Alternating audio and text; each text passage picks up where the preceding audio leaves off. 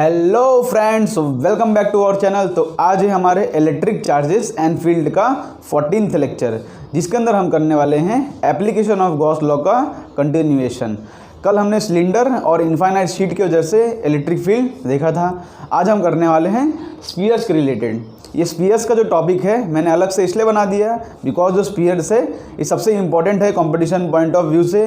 JEE mains और JEE advance में sphere का इलेक्ट्रिक फील्ड फाइंड करने की वजह से और उसमें डिफरेंट वेरिएशन से बहुत अच्छे क्वेश्चंस आए हैं। तो उसको क्वेश्चन भी हम लेंगे लास्ट में और देखेंगे स्फीयर्स के सारे केसेस किस तरह से इलेक्ट्रिक फील्ड फाइंड किया जाए गॉस लॉ की मदद से। आपको करना है पेन पेपर लेके बैठना है, पहले सारे कॉन्सेप्ट नोट करना है और लास्ट में जो क्वेश्चंस कराऊंगा उसको भी आपको पॉज करके ट्राई करना है। तो इतने इन्फॉर्मेशन के साथ शुरू करते हैं अपना लेक्चर। तो जैसे कि हमने कल सिलेंडर के बारे में देखा था कि सिलेंडर के कितने टाइप्स होते हैं, hollow cylinder, solid cylinder, conducting, non conducting. उस तरह स्फीयर्स में भी टाइप्स होते हैं। मैं यहाँ पर टाइप्स लिखा देता हूँ कि कौन से टाइप को जैसे हम इलेक्ट्रिक फील्ड आज फाइंड करने वाले हैं। देखो यहाँ पर स्फीयर्स की बात करने वाले हैं और स्फीयर्स के यहाँ पर दो टाइप्स होते हैं। एक होता है हॉलो स्फीयर, एक क्या होता है हॉलो स्फीयर, जिसको हम या तो स्फेरिकल शेल बोलते हैं। ठीक है, हॉलो स्फीयर को आप स्फेरिकल शेल भी बोल सकते हैं। शेल मतलब क्या कि अंदर कुछ ना हो, सिर्फ बाहर से एक स्फीयर हो। बॉल देखा है आपने, प्लास्टिक का बॉल सिर्फ बाहर से होता है, अंदर कुछ नहीं होता है, उस तरह का हॉलो स्फीयर। और दूसरा होता है यहाँ पर solid sphere. Solid sphere means अंदर भी मटेरियल भरा है। ठीक है, अंदर खोखला नहीं है, अंदर भी पूरा मटेरियल भरा है। तो या तो हॉलो स्फीयर होता है और सॉलिड स्फीयर होता है। स्फीयर्स के दो टाइप्स होते हैं। अब हॉलो स्फीयर में भी दो टाइप्स होते हैं, एक होता है कंडक्टिंग, एक होता है नॉन कंडक्टिंग। ठीक है, हॉलो स्फीयर में भी दो टाइप्स होते हैं, एक होता है कंडक्टिंग, एक होता है नॉन कंडक्टिंग। उसी तरह सॉलिड स्फीयर में भी दो टाइप्स होते हैं, एक होता है कंडक्टिंग, एक होता है नॉन कंडक्टिंग।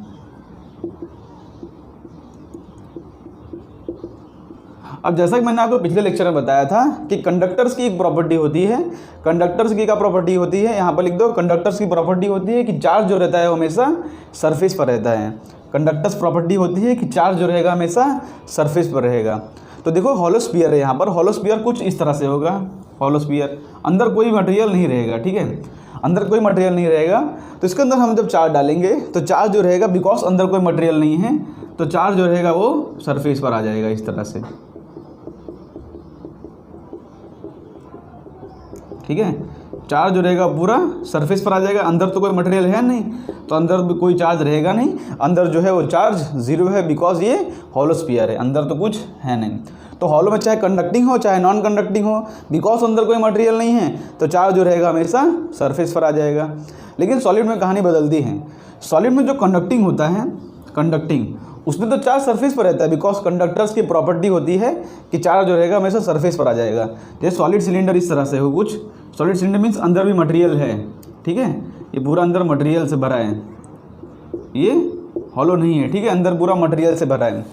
तो अगर कंडक्टिंग होगा तो जो चार्ज रहेगा वो सरफेस पर रहेगा, भले अंदर मटेरियल हो तो क्या हुआ। लेकिन कंडक्टर्स की प्रॉपर्टी होती है कि चार्ज रहेगा सरफेस पर। अगर ये कंडक्टर हुआ तो चार्ज रहेगा इस तरह से सरफेस पर, अंदर कुछ नहीं रहेगा।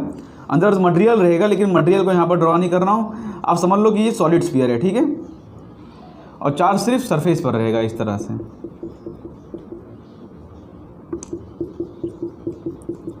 मीन्स अगर चाहे हॉलो हो चाहे सॉलिड हो, चाहे हॉलो हो चाहे सॉलिड हो, अगर वो कंडक्टिंग है तो चार्ज तो रहेगा हमेशा सरफेस पर। और हॉलो में अगर नॉन कंडक्टिंग है तो भी सरफेस पर रहेगा, बिकॉज अंदर मटेरियल नहीं है। लेकिन सॉलिड नॉन कंडक्टिंग हो, अगर सॉलिड में अगर नॉन कंडक्टिंग हो तब क्या कहानी होती है। नॉन कंडक्टर्स की ऐसी कोई प्रॉपर्टी नहीं होती है कि चार्ज सरफेस पर रहेगा। यहाँ मटेरियल है तो चार्ज जो रहेगा पूरे वॉल्यूम में डिस्ट्रीब्यूटेड हो जाएगा। चार्ज रहेगा पूरे वॉल्यूम में इस तरह से, पूरे वॉल्यूम में इस तरह से डिस्ट्रीब्यूशन उसका चार्ज का हो जाएगा। अगर कंडक्टिंग होगा तब तो सरफेस पर रहेगा, लेकिन अगर सॉलिड में अगर नॉन कंडक्टिंग हो गया तो चार्ज जो रहेगा वो सरफेस पर पूरे वॉल्यूम में डिस्ट्रीब्यूटेड हो जाएगा। तो अगर सरफेस होता है तब इसके लिए हम सिग्मा डिफाइन करते हैं। सिग्मा होता है चार्ज पर यूनिट एरिया। यहाँ पर भी सरफेस पर रहेगा तो हम इसके लिए भी सिग्मा डिफाइन करेंगे, चार्ज पर यूनिट एरिया। और यहाँ पर वॉल्यूम में रहेगा तो इसके लिए हम रो डिफाइन करते हैं, चार्ज पर यूनिट वॉल्यूम। इसको कहते हैं वॉल्यूम चार्ज डेंसिटी, इसको कहते हैं सरफेस चार्ज डेंसिटी। इतना पॉइंट आपको पता होना चाहिए लेक्चर के स्टार्टिंग में ही, ठीक है। और पॉइंट क्या है यहाँ पर कि देखो यहाँ पर भी देखो, अब देखो इतना पॉइंट आपको समझ पड़ गया, तो आगे बढ़ते हैं हम। अब जो सॉलिड नॉन कंडक्टिंग है, यहाँ पर सॉलिड नॉन कंडक्टिंग है, यहाँ पर ये केस देखो, मैं अब बात कर रहा हूँ सिर्फ सॉलिड नॉन कंडक्टिंग की, ठीक है, सॉलिड नॉन कंडक्टिंग। अब सॉलिड नॉन कंडक्टिंग है, इसका मतलब क्या हो गया कि सॉलिड नॉन कंडक्टिंग है तो चार्ज जो रहेगा वो पूरे वॉल्यूम में डिस्ट्रीब्यूटेड रहेगा। Charge will be distributed in the volume, लिख दो यहाँ पर, charge will be distributed in whole volume. Charge रहेगा वो पूरे वॉल्यूम में डिस्ट्रीब्यूटेड रहेगा। लेकिन अगर चार्ज पूरे वॉल्यूम में डिस्ट्रीब्यूटेड है तो इसके भी दो टाइप्स होते हैं यहाँ पर। इसके दो टाइप्स क्या होते हैं यहाँ पर कि वो जो चार्ज है वो यूनिफॉर्मली डिस्ट्रीब्यूटेड है कि non uniformly distributed. Uniformly distributed charge है, यूनिफॉर्मली डिस्ट्रीब्यूटेड चार्ज है, या वो नॉन यूनिफॉर्मली डिस्ट्रीब्यूटेड है, नॉन यूनिफॉर्मली डिस्ट्रीब्यूटेड। देखो अगर यूनिफॉर्मली डिस्ट्रीब्यूटेड होगा तो हमने जो डिफाइन किया है यहाँ पर, अगर चार्ज जो है पूरा सरफेस में अगर यूनिफॉर्मली डिस्ट्रीब्यूटेड है इस तरह से, मीन्स कोई भी सरफेस कोई भी वॉल्यूम में चार्ज निकालो तो हमेशा सेम आएगा। जैसे इतने वॉल्यूम का चार्ज निकालूं, इतने वॉल्यूम कहीं भी चार्ज निकालूं तो हमेशा आएगा वो सेम। जैसे यहाँ पर दो चार्ज है तो यहाँ पर भी दो, यहाँ पर भी दो, उसको कहते हैं यूनिफॉर्मली डिस्ट्रीब्यूशन। तो इस तरह के डिस्ट्रीब्यूशन में हमारा जो रो होता है, क्या बोलते हैं उसको, वॉल्यूम चार्ज डेंसिटी, वो कांस्टेंट रहता है वो, क्योंकि ये क्या है, ये चार्ज पर यूनिट वॉल्यूम, हर यूनिट वॉल्यूम में उतना ही चार्ज है। हर यूनिट वॉल्यूम में सिर्फ दो ही चार्ज है। वहाँ पर दो का एग्जाम्पल ले रहा हूँ, कितना भी हो सकता है। हर यूनिट वॉल्यूम में सिर्फ दो ही चार्ज है। इसका मतलब क्या है, यहाँ पर जो रो है वो कांस्टेंट है, बिकॉज यूनिफॉर्मली चार्ज डिस्ट्रीब्यूशन है। तो यहाँ पर जो रो रहेगा वो कांस्टेंट रहेगा, बिकॉज हर यूनिट वॉल्यूम में उतना ही चार्ज है।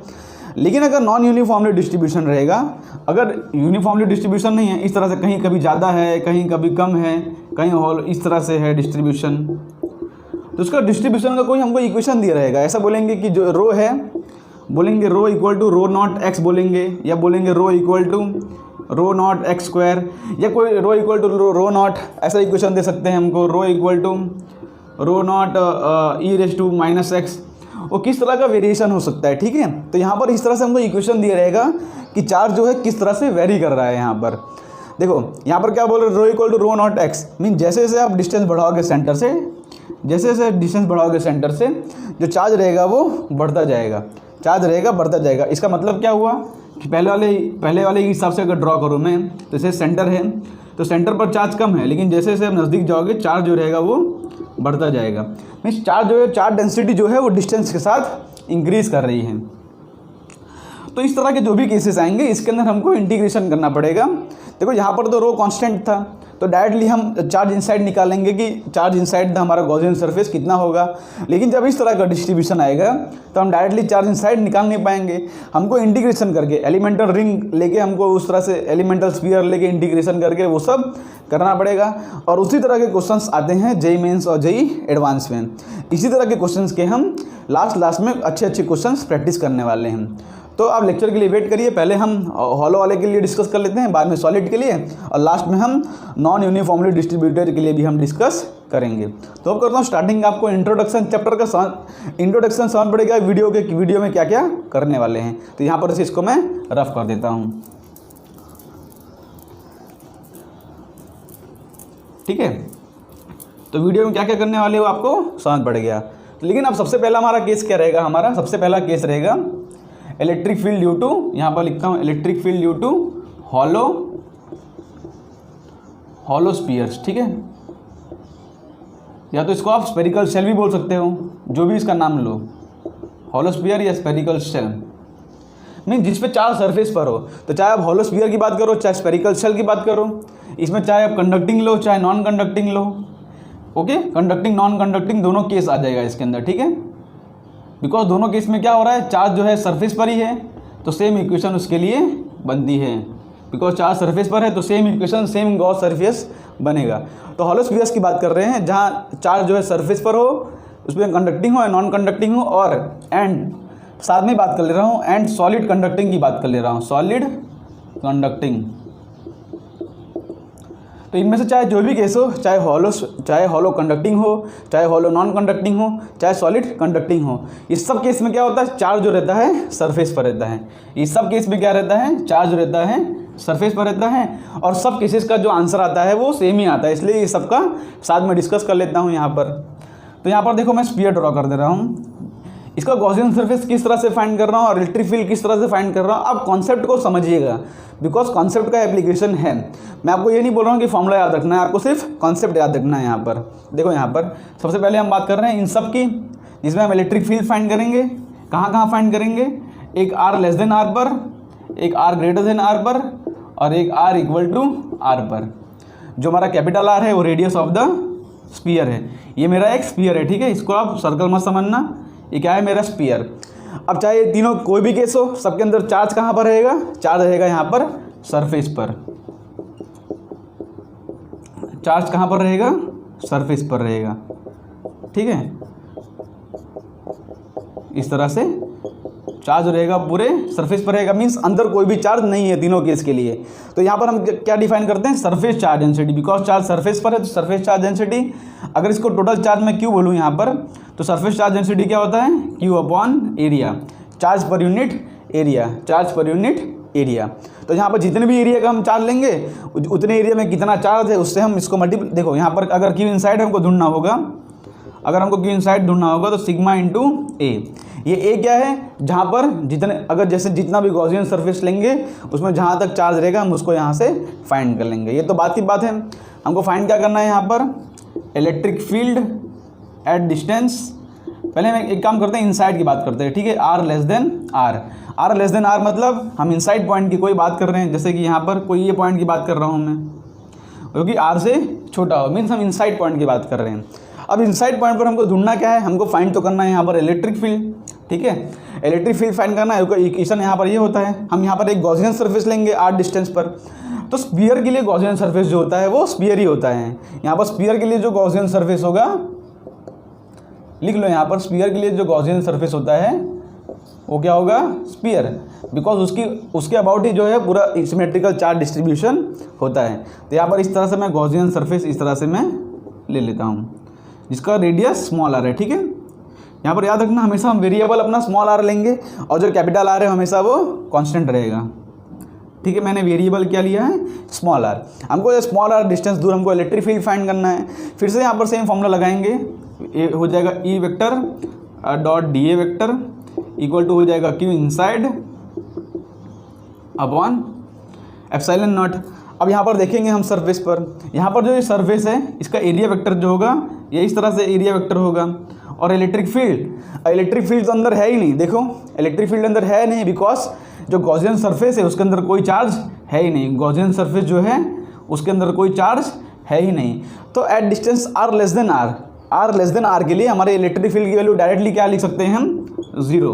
डायरेक्टली हम लिख सकते हैं जीरो, आगे करने की जरूरत ही नहीं है, बिकॉज अंदर जो है कोई चार्ज है ही नहीं। अगर कोई चार्ज नहीं है तो इलेक्ट्रिक फील्ड कैसे बनेगा। यहाँ पर रीज़न लिख दो, रीज़न ऐसा लिख दो, एज क्यू इनसाइड जो है अंदर गॉसियन सरफेस के अंदर कोई चार्ज नहीं है। जितना भी चार्ज है वो तो सरफेस पर है। हाँ, यहाँ पर जो क्यू इनसाइड लिखते हैं वो तो गॉसियन सरफेस के अंदर का चार्ज लिखते हैं ना। अगर ये क्यू इनसाइड जीरो हो जाएगा इसका मतलब क्या है कि हमारे इलेक्ट्रिक फील्ड की वैल्यू यहाँ पर आ जाएगी जीरो। तो अगर इनसाइड पॉइंट है, अगर स्फेरिकल सेल हो या कोई भी सेल हो इस तरह का सॉलिड कंडक्टिंग हो, तो इनसाइड पॉइंट के लिए हमारी इलेक्ट्रिक फील्ड आएगी जीरो। सेकंड केस देखते हैं हम, सेकंड हो जाएगा हमारा आर ग्रेटर देन आर पर, ठीक है। एक काम करता हूँ, ये आर लेस देन आर के लिए रफ करके आर ग्रेटर देन आर की बात करता हूँ मैं, ओके। अंदर का पॉइंट का तो हो गया, अब हम बात करते हैं बाहर के पॉइंट का। At distance R greater than R greater than R की बात कर रहा हूँ, मीन्स देखो ये तो सिलेंडर है, इसका रेडियस कैपिटल आर है और मैं आर ग्रेटर देन आर मतलब बाहर के कोई पॉइंट के लिए मैं बात कर रहा हूँ। तो यहाँ पर इस पॉइंट पर हमको इलेक्ट्रिक फील्ड फाइंड करना है, ठीक है। ये पॉइंट पर हमको इलेक्ट्रिक फील्ड फाइंड करना है। तो ये पॉइंट पर इलेक्ट्रिक फील्ड फाइंड करने के लिए सेम, जहाँ पर इलेक्ट्रिक फील्ड फाइंड करना है वहाँ पर गॉसियन सरफेस ड्रॉ करना है। तो यहाँ पर मैं इस तरह से गॉसियन सरफेस ड्रॉ कर लेता हूँ। बताओ ये गॉसियन सरफेस क्या है? गॉसियन सरफेस स्फीयर है, ठीक है, इसको सर्कल मत समझ लेना, ये पूरा 3D में बात कर रहा हूँ। ये गॉसियन सरफेस जो है स्फीयर है, जिसका जो डिस्टेंस है यहाँ से यहाँ तक वो स्मॉल आर है, ठीक, डिस्टेंस यहाँ से यहाँ तक है स्मॉल आर। अब फिर से देखेंगे हम, देखो ये स्फीयर है इस तरह का, जिससे प्लस चार्ज पूरा डिस्ट्रीब्यूटेड है, तो एट डिस्टेंस आर यहाँ पर इलेक्ट्रिक फील्ड का डायरेक्शन कुछ इस तरह रहेगा, ठीक है, इलेक्ट्रिक फील्ड का डायरेक्शन इस तरह रहेगा, और जो गॉसियन सरफेस है उसका एरिया वेक्टर का डायरेक्शन भी कुछ इस तरह रहेगा। तो ऐसे आप कोई भी पॉइंट की बात करो, चाहे स्फीयर के जो भी एलिमेंट ले लो यहाँ पर, चाहे कोई भी एलिमेंट ले लो, सबका जो इलेक्ट्रिक फील्ड का डायरेक्शन है, देखो इलेक्ट्रिक फील्ड का डायरेक्शन तो इसी तरफ रहेगा और एरिया वेक्टर जो है उसके अलॉन्ग रहेगा। तो स्फीयर में, पूरे स्फीयर में इलेक्ट्रिक फील्ड और एरिया वेक्टर दोनों अलॉन्ग है। तो यहाँ पर क्या फॉर्मूला डालता हूँ मैं, देखो फॉर्मूला हो जाएगा E vector dot D A vector equal to Q inside upon epsilon naught, ठीक है। अगर स्फीयर है इसका टोटल चार्ज मैं क्यों मानूँ, स्फीयर है उसका टोटल चार्ज मैं क्यों मान लूँ कि जितना चार्ज है स्फीयर पे वो क्यों है, तो यहाँ पर देखो आगे क्या लिखता हूँ मैं, बिकॉज हर जगह पर इलेक्ट्रिक फील्ड और एरिया वेक्टर के बीच में एंगल 0 डिग्री है। तो यहाँ पर मैं क्या इसको इस तरह लिख सकता हूँ, integration of E D A cos 0, और कॉस 0 जो होता है वो 1 हो जाएगा, और फर्दर यहाँ पर लिख सकता हूँ Q inside upon epsilon naught. अब देखो यहाँ पर ये जो आर डिस्टेंस है हर पॉइंट पर सेम है, बिकॉज यहाँ पर भी आर होगा, यहाँ पर भी आर, यहाँ पर भी आर, यहाँ पर भी आर, तो हर आर डिस्टेंस पर इलेक्ट्रिक फील्ड चाहे जहाँ पर फाइंड करो वो डिस्टेंस तो आर ही है, तो इलेक्ट्रिक फील्ड की वैल्यू डिस्टेंस आर पर कांस्टेंट रहेगी, बिकॉज डिस्टेंस सेम है। तो इलेक्ट्रिक फील्ड यहाँ पर हर पॉइंट पर कांस्टेंट है पूरे गॉसियन सरफेस पर। तो इलेक्ट्रिक फील्ड को मैं बाहर निकाल सकता हूँ और इंटीग्रेशन ऑफ लिख सकता हूँ डी ए इक्वल टू लिख सकता हूँ मैं Q inside upon epsilon naught. अब देखो यहाँ पर डी ए वेक्टर क्या होगा, ये डी ए क्या होगा, डी एम क्या लिखते हैं, गॉसियन सरफेस का एरिया, बिकॉज डी ए तो गॉसियन सरफेस का टोटल सरफेस एरिया क्या होगा, यहाँ पर इसका रेडियस स्मॉल आर है, तो टोटल एरिया होगा इसका 4 pi small are square, because Gaussian surface का रेडियस जो है वो स्मॉल आर है। तो यहाँ पर इंटीग्रेशन ऑफ डी ए में लिख सकता हूँ, ये डी ए करके जितना इंटीग्रेट करूँगा तो पूरा स्फीयर का एरिया आ जाएगा ना, तो उसको मैं 4 पाई स्मॉल आर स्क्वायर इस तरह से लिख सकता हूँ। अब बात आ गई क्यू इनसाइड फाइंड करने की, तो क्यू इनसाइड देखो यहाँ पर हमने माना है कि स्फीयर के ऊपर टोटल चार्ज जो है क्यू है। तो यहाँ पर देखो इसका 2 फॉर्मूला निकालूंगा मैं, यहाँ पर इसको करता हूँ मैं क्यू इनसाइड के बारे में। मैंने यहाँ पर सिग्मा डिफाइन किया है, सिग्मा है क्यू इनसाइड, तो क्यू इनसाइड टोटल चार्ज जो है स्फीयर पे वो क्यू है, टोटल चार्ज जो है स्फीयर पर क्यू है।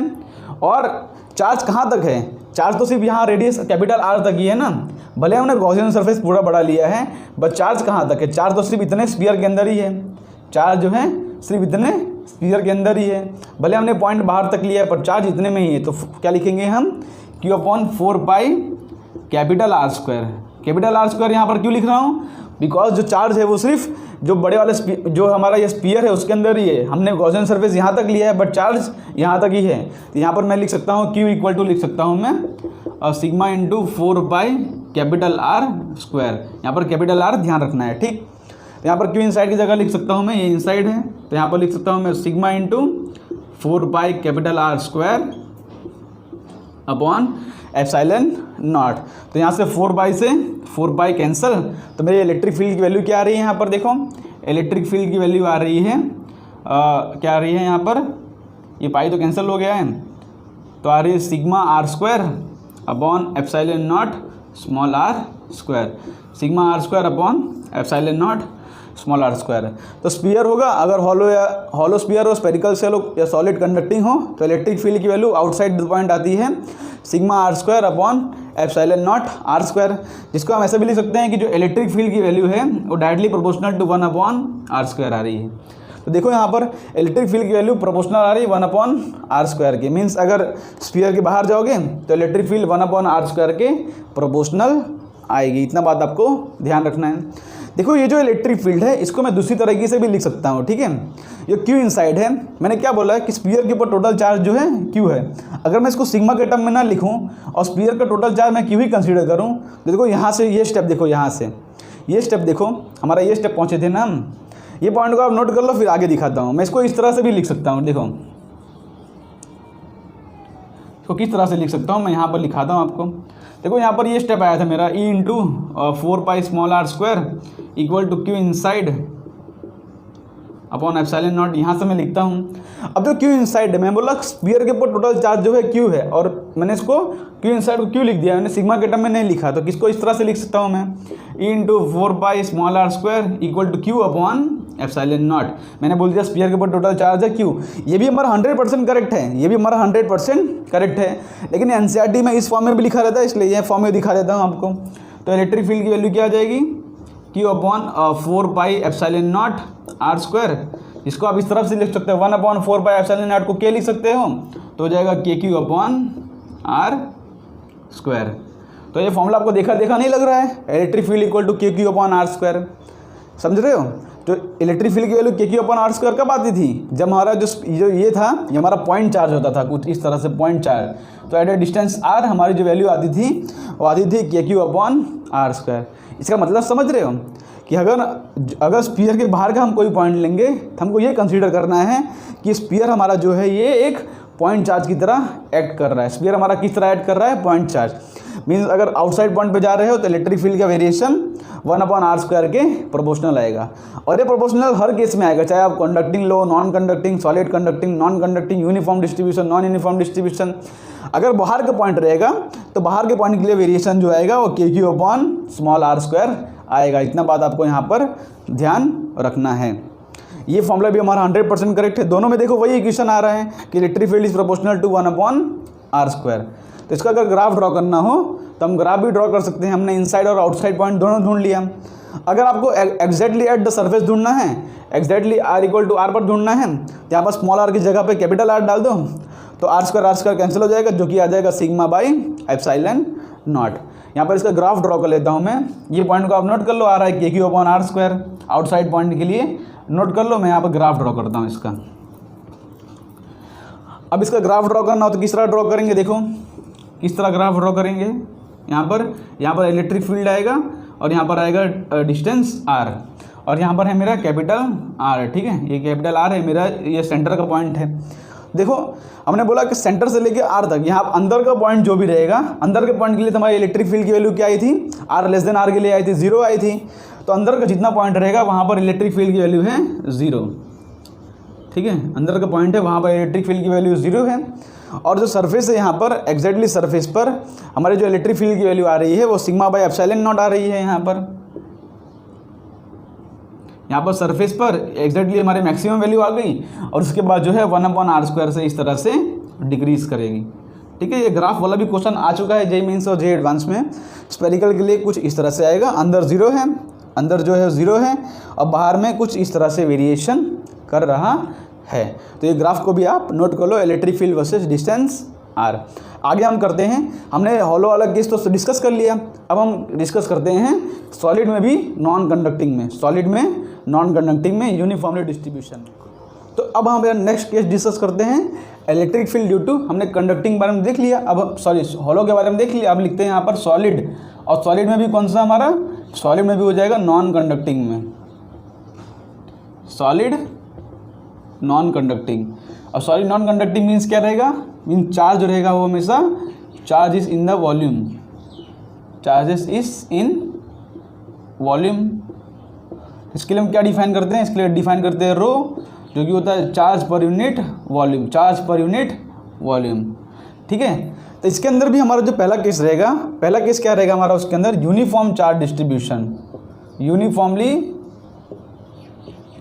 Charge distribution. Uniform charge distribution इसका मतलब क्या है कि हर यूनिट वॉल्यूम में चार्ज रहेगा कांस्टेंट रहेगा, हर यूनिट वॉल्यूम में चार्ज रहेगा कांस्टेंट। इसका मतलब क्या है कि हमारा इसके अंदर जो रो है, rho is constant, rho is constant. तो रो कांस्टेंट है तो हम डायरेक्टली कर लेंगे, उसके अंदर ज़्यादा कोई प्रॉब्लम नहीं आएगी। तो यहाँ पर भी इसका केस ड्रॉ कर लेते हैं। कौन सा केस डिस्कस कर रहे हैं, देखो सॉलिड नॉन कंडक्टिंग में जब यूनिफॉर्म चार्ज डिस्ट्रीब्यूशन है, मतलब जब रो कांस्टेंट हो, तो उस केस में इलेक्ट्रिक फील्ड किस तरह से फाइंड किया जाए वो देखते हैं हम यहाँ पर। तो यहाँ पर मैं स्फीयर ड्रॉ कर लेता हूँ इस तरह से, स्फीयर, ठीक, मैंने स्फीयर ड्रॉ कर लिया यहाँ पर। अब इसके अंदर जो चार्ज रहेगा वो पूरे वॉल्यूम में है, बिकॉज ये नॉन कंडक्टिंग है, तो नॉन कंडक्टिंग के अंदर जो चार्ज रहेगा वो पूरे वॉल्यूम में इस तरह से डिस्ट्रीब्यूटेड है। उसमें भी हम पहला केस डिस्कस कर रहे हैं जिसमें यूनिफॉर्म चार्ज डिस्ट्रीब्यूशन है। कोई भी यूनिट चार्ज लोगे, जैसे यूनिट चार्ज लोगे, यहाँ पर इतना मैंने चार्ज लिया तो यहाँ पर 2 ही चार्ज आ रहा है, यहाँ पर भी 2 ही आएगा। हर यूनिट चार्ज में यहाँ पर नंबर ऑफ चार्जेस हैं वो सेम है, ठीक है। उस तरह का हम केस डिस्कस कर रहे हैं। इसका मतलब क्या है कि हमारा जो रो है वो कांस्टेंट है यहाँ पर। तो ये मेरा स्फीयर है जिसका रेडियस है कैपिटल आर, स्फीयर है जिसका रेडियस है कैपिटल आर। यहाँ पर हमको फाइंड करना है इलेक्ट्रिक फील्ड। इलेक्ट्रिक फील्ड कौन सा? At distance R less than capital R. या तो पहले आउटसाइड पॉइंट की बात कर लूँ या इनसाइड। चलो R less than capital R, inside point की पहले मैं बात कर लेता हूँ। यहाँ पर R less than capital R means हमको यहाँ पर कोई एक इनसाइड पॉइंट लेना है जो कि डिस्टेंस आर दूर है। यहाँ पर इनसाइड पॉइंट लेना है जो कि डिस्टेंस आर दूर है और स्मॉल आर जो है आर से छोटा होना चाहिए यहाँ पर। तो इस तरह का मैंने एक पॉइंट ले लिया यहाँ पर, और ये है मेरा अंदर का, ये है मेरा गॉसियन सरफेस। गॉसियन सरफेस तो स्फीयर ही बनेगा इसके अंदर भी। ये है मेरा गॉसियन सरफेस, दिख रहा है कि नहीं आपको? ये है मेरा यहाँ पर गॉसियन सरफेस। ये एक्चुअली इमेजिनरी होता है, हम ऐसे इमेजिन करते हैं कि यहाँ पर एक गॉसियन सरफेस है। अब यहाँ पर इस पॉइंट पर हमको इलेक्ट्रिक फील्ड फाइंड करना है, इस पॉइंट पर, ठीक है।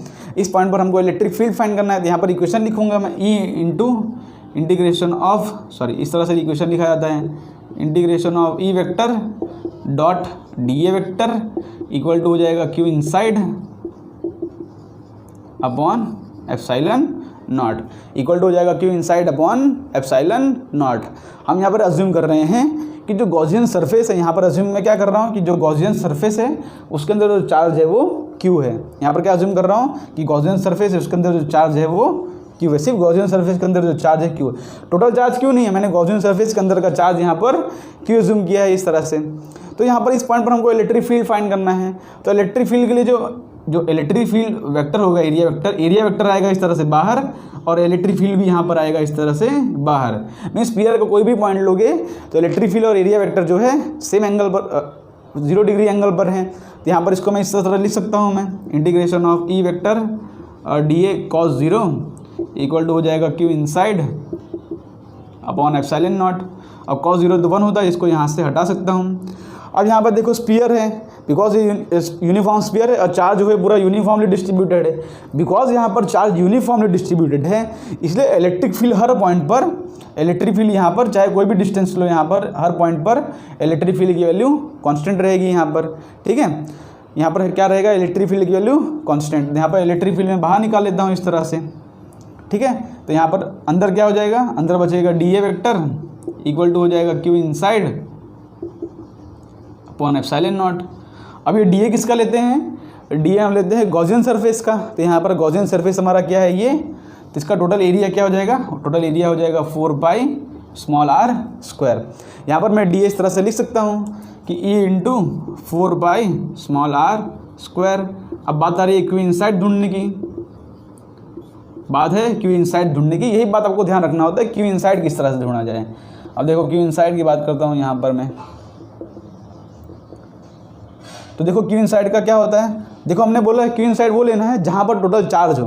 यहाँ पर देखो गॉसियन सरफेस हमने इतना लिया है तो हमको इतना ही चार्ज यहाँ पर कंसीडर करना होगा, बिकॉज हमने गॉसियन सरफेस इतना लिया है और इसके अंदर यहाँ पर चार्ज इस बार 0 नहीं होगा, ठीक है। इस बार इसके अंदर चार्ज है, बिकॉज चार्ज जो है पूरे वॉल्यूम में है। तो इस बार हमने क्या लिखते हैं यहाँ पर कि रो इक्वल टू हो जाता है क्यू इनसाइड अपन यहाँ पर वॉल्यूम किसका लेंगे, जहाँ तक हमारा चार्ज है। तो गॉसियन सरफेस के पूरे में चार्ज है, यहाँ पर वॉल्यूम लेंगे 4 पाई स्मॉल आर स्क्वायर। यहाँ पर कैपिटल आर मत लिख देना, कैपिटल आर तो पूरा चार्ज हो जाएगा, हमको सिर्फ गॉसियन सरफेस के अंदर का चार्ज लिखा जाता है। तो यहाँ पर हो जाएगा Q inside equal to rho upon small are square. तो यहाँ पर क्यू इनसाइड मेरा हो जाएगा rho into 4 pi small are square. यहाँ पर क्या आ रहा है मेरा, rho into 4 pi small are square. तो यहाँ पर इसको मैं किस तरह से लिख सकता हूँ मैं, देखो इसको मैं लिखता हूँ integration of 4 pi small are square equal to Q inside क्या हो जाएगा मेरा, rho into 4 pi small are square, ठीक है। ओके, यहाँ पर वॉल्यूम लिखा जाएगा, okay 4 pi small are square नहीं आएगा, यहाँ पर वॉल्यूम लिखा जाता है। तो स्फीयर का वॉल्यूम कितना होता है, स्फीयर का वॉल्यूम होता है 4/3 पाई आर क्यूब। मैंने यहाँ पर वो सिलेंडर का केस डिस्कस कर लिया था। स्फीयर का वॉल्यूम होता है 4/3 पाई स्मॉल आर क्यूब, ठीक है। यहाँ पर इस तरह से इसको हटाओ और यहाँ पर हो जाएगा rho into 4/3 pi R cube equal to हो जाएगा क्यू इनसाइड। तो क्यू इनसाइड की जगह इसको मैं पुट कर देता हूँ यहाँ पर। तो क्या हो जाएगा मेरा रो इंटू हो जाएगा 4/3 पाई आर क्यूब और अपॉन एप्सिलॉन नॉट है नीचे। तो यहाँ पर इलेक्ट्रिक फील्ड की वैल्यू क्या आ जाएगी, इलेक्ट्रिक फील्ड की वैल्यू आ रही है यहाँ पर देखो 4 पाई से 4 पाई कैंसिल, 4 पाई से 4 पाई कैंसिल, आर स्क्वायर से आर स्क्वायर कैंसिल, यहाँ पर एक आर बचा। तो मेरा एक आ रहा है मेरा रो आर अपॉन 3 एप्सिलॉन नॉट। मेरी इलेक्ट्रिक फील्ड की वैल्यू क्या आ रही है, यहाँ पर लिखता हूँ मेरी इलेक्ट्रिक फील्ड की वैल्यू क्या आ रही है rho R upon rho small R, ठीक है, rho small R upon 3 epsilon naught. इसका मतलब क्या है कि मेरी इलेक्ट्रिक फील्ड जो है वो डायरेक्टली प्रोपोर्शनल टू आर आ रही है। इलेक्ट्रिक फील्ड की वैल्यू क्या आ रही है, डायरेक्टली प्रोपोर्शनल टू आर। इसका मतलब अंदर का जितना पॉइंट रहेगा वहाँ पर इलेक्ट्रिक फील्ड जो है डिस्टेंस के साथ इंक्रीज करेगी। अब डिस्टेंस के साथ इसलिए इंक्रीज करेगी बिकॉज जैसे डिस्टेंस बढ़ाओगे वैसे वैसे अंदर जो चार्ज जो रहेगा वो बढ़ता जाएगा। देखो जैसे बड़ा बड़ा गॉसियन सरफेस लूँगा अंदर जो है चार्ज बढ़ता जाएगा, इसलिए जो इलेक्ट्रिक फील्ड की वैल्यू है वो डायरेक्टली प्रोपोर्शनल टू आर आ रही है। मीन्स सेंटर से लेके सरफेस तक इलेक्ट्रिक फील्ड बढ़ती जाएगी। यहाँ पर ज़्यादा होगा, यहाँ पर और ज़्यादा और ज़्यादा और ज़्यादा इलेक्ट्रिक फील्ड जो है बढ़ती जाएगी अंदर के पॉइंट में, ठीक है। अंदर का पॉइंट का मैंने यहाँ पर सॉल्व कर लिया है। यहाँ पर क्यों इनसाइड मैंने 4/3 स्मॉल आर लिखा था बिकॉज हमको गॉसियन सरफेस के अंदर का वॉल्यूम लेना होता है। मीन्स चार्ज जहाँ पर है, चार्ज जहाँ पर है वो वॉल्यूम हमको लेना होता है। और ये डी ए वेक्टर तो गॉसियन सरफेस का होता है, ये डी ए तो हमेशा गॉसियन सरफेस का होगा, ठीक है, ये बात आप ध्यान रख लो। और जो मैंने यहाँ पर क्योंकि यहाँ पर चार्ज सिर्फ इतने में है इसलिए मैंने यहाँ पर स्मॉल आर क्यूब लिखा है। तो इनसाइड पॉइंट के लिए आप नोट कर लो, आउटसाइड पॉइंट के लिए हम देखते हैं, ठीक है। इसको यहाँ से मैं रफ करता हूँ, ठीक। इनसाइड पॉइंट के लिए हमने देख लिया, उसी तरह से हम आउटसाइड पॉइंट के लिए देखते हैं हम।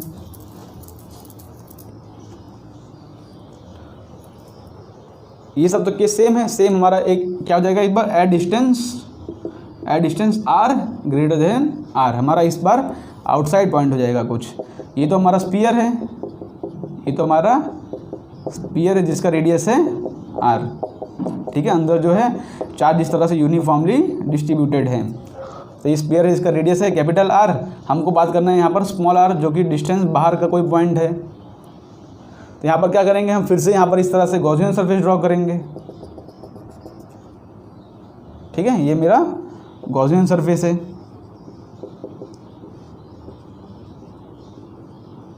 बाकी सब तो स्टेप सेम ही है। यहाँ पर भी इलेक्ट्रिक फील्ड जो है इस तरह से रहेगा और एरिया वेक्टर जो है इस तरह से रहेगा, ठीक। यहाँ पर इलेक्ट्रिक फील्ड और एरिया वेक्टर दोनों इस तरह से रहेंगे। फिर से फॉर्मूला डालेंगे हम, integration of E vector dot D A vector equal to Q inside upon epsilon naught. फिर से यहाँ पर इलेक्ट्रिक फील्ड एरिया वेक्टर दोनों सेम डायरेक्शन में हैं, तो यहाँ पर इस तरह से लिख सकता हूँ मैं E vector dot E vector, इस तरह से लिख सकता हूँ E D A cos 0 equal to हो जाएगा Q inside upon epsilon naught. E बाहर निकाल सकता हूँ, integration of E D A बाहर इस तरह निकाल सकता हूँ बिकॉज हर पॉइंट पर इलेक्ट्रिक फील्ड की वैल्यू कांस्टेंट है, बिकॉज अंदर जो है चार्ज टोटल कांस्टेंट है। तो ई डी ए हो जाएगा। तो यहाँ पर इस तरह से लिख सकता हूँ मैं आगे Q inside upon epsilon naught. अब यहाँ पर जो डी ए जो होता है हम गॉसियन सरफेस का लेते हैं, तो डी ए क्या हो जाएगा, गॉसियन सरफेस का टोटल एरिया हो जाएगा 4 पाई स्मॉल आर स्क्वायर। यहाँ पर लिख सकता हूँ electric field into 4 pi small R का स्क्वायर इंटू क्यू इनसाइड। फिर से अब क्यू इनसाइड की बात आई, देखो यहाँ पर अब बात आई हमारी क्यू इनसाइड का। तो सेम हम लिखेंगे रो इक्वल टू हो जाएगा क्यू इनसाइड अपॉन वॉल्यूम कितना लेंगे हम, चार्ज जितने वॉल्यूम में है। देखो चार्ज कितने वॉल्यूम में है, इतने वॉल्यूम में है, चार्ज जो है इतने ही वॉल्यूम में है। तो हम यहाँ पर हम लिखेंगे इस बार 4 पाई कैपिटल आर का स्क्वायर। यहाँ पर स्मॉल आर मत लिख देना बिकॉज स्मॉल आर तो इतना है लेकिन चार्ज जो है सिर्फ इतने तक में है। चार्ज जहाँ तक है ना उतने में ही लिया जाता है हमको क्यू इनसाइड। पिछली बार हमने अंदर का पॉइंट लिया था, तो अंदर गॉसियन सरफेस के अंदर उतना ही चार्ज था तो हमने उतना ही लिया था। इस बार गॉसियन सरफेस के अंदर इतना चार्ज है तो हमने इतना लिया है। यहाँ पर मेरा क्यू इनसाइड हो जाएगा rho into 4 pi capital R square. यहाँ पर पुट कर दो, हो जाएगा rho into 4 pi capital R का स्क्वायर अपॉन एप्सिलॉन नॉट। तो यहाँ पर देखो 4 पाई से 4 पाई कैंसिल, तो मेरा वैल्यू क्या रहा है यहाँ पर इलेक्ट्रिक फील्ड की, ओके सॉरी यहाँ पर फिर से वही मिस्टेक हो गई, 4 पाई नहीं लिखना है, यहाँ पर वॉल्यूम लिखना है, वॉल्यूम मैंने यहाँ पर एरिया लिख दे रहा हूँ स्फीयर का बार बार, 4 पाई आर क्यूब, यहाँ पर हो जाएगा rho into 4/3 pi R cube equal to हो जाएगा क्यू इनसाइड, यहाँ पर वॉल्यूम लिखना है, ठीक है, बिकॉज रो होता है charge per unit volume, area से कंफ्यूज हो जा रहा हूँ बार बार। तो यहाँ पर हो जाएगा मेरा rho into 4/3 pi capital R cube upon epsilon naught, epsilon naught तो पहले से ही था यहाँ पर। तो यहाँ पर देखो 4 पाई से 4 पाई कैंसिल हो जाएगा और कुछ कैंसिल नहीं हो रहा है, तो इलेक्ट्रिक फील्ड की वैल्यू क्या आ रही है मेरे, इलेक्ट्रिक फील्ड की वैल्यू आ रही है rho R cube upon 3 epsilon naught small are square. तो यहाँ पर देख सकते हो आप, भले यहाँ पर चार्ज जो है इस तरह से नॉन कंडक्टिंग का केस था, लेकिन यहाँ पर इलेक्ट्रिक फील्ड की वैल्यू आउटसाइड पॉइंट के लिए 1/r² के प्रोपोर्शनल आ रही है। मैंने बताया कि बाहर तो इलेक्ट्रिक फील्ड का वेरिएशन उस तरह रहेगा, बिकॉज बाहर के पॉइंट के लिए ये पूरा एक पॉइंट चार्ज बन जाता है, तो पॉइंट चार्ज के लिए डिस्टेंस r पर इलेक्ट्रिक फील्ड की वैल्यू आती है rho R cube upon 3 epsilon naught r²। लेकिन देखो इलेक्ट्रिक फील्ड का वेरिएशन 1/r² से, क्यों, बिकॉज रो कांस्टेंट है, r कांस्टेंट है capital R, epsilon not constant है, इलेक्ट्रिक फील्ड किस पे डिपेंड कर रहा है, सिर्फ r पर। तो बाहर का कोई भी पॉइंट हो, इलेक्ट्रिक फील्ड की वैल्यू आ रही है 1/r² के प्रोपोर्शनल। तो अगर सॉलिड का ग्राफ ड्रॉ करना हो तो किस तरह से ग्राफ ड्रॉ करोगे, देखो यहाँ पर बताता हूँ, ये मेरा इलेक्ट्रिक फील्ड की वैल्यू और ये मेरा डिस्टेंस r और ये मेरा कैपिटल R की वैल्यू। देखो इनसाइड पॉइंट के लिए 0 से लेके r तक, मीन्स सेंटर से लेके r पॉइंट तक इलेक्ट्रिक फील्ड जो है डायरेक्टली प्रोपोर्शनल टू r आ रहा था, हमने देखा भी कि इलेक्ट्रिक फील्ड की वैल्यू क्या आ रही थी, डायरेक्टली प्रोपोर्शनल टू r। तो यहाँ पर इलेक्ट्रिक फील्ड की value directly proportional to r आ रही है, और जैसे r के आने के बाद इलेक्ट्रिक फील्ड 1/r² से डिक्रीज़ कर रही है, यहाँ पर इलेक्ट्रिक फील्ड जो है 1/r² से डिक्रीज कर रहे हैं। तो इसका ग्राफ कुछ इस तरह से आता है, किसका, सॉलिड नॉन कंडक्टिंग में जिसमें यूनिफॉर्मली चार्ज डिस्ट्रीब्यूशन हो। तो करता हूँ आपको ये पॉइंट समझ पड़ा होगा, इनसाइड आउटसाइड पॉइंट के लिए यूनिफॉर्मली डिस्ट्रीब्यूशन में। तो अब हम अपना जो केस करेंगे उसमें हम चार्ज जो रहेगा नॉन यूनिफॉर्मली डिस्ट्रीब्यूटेड रहेगा, मीन्स हमारा जो रो रहेगा वो कांस्टेंट नहीं रहेगा, वो भी डिस्टेंस के साथ चेंज करेगा।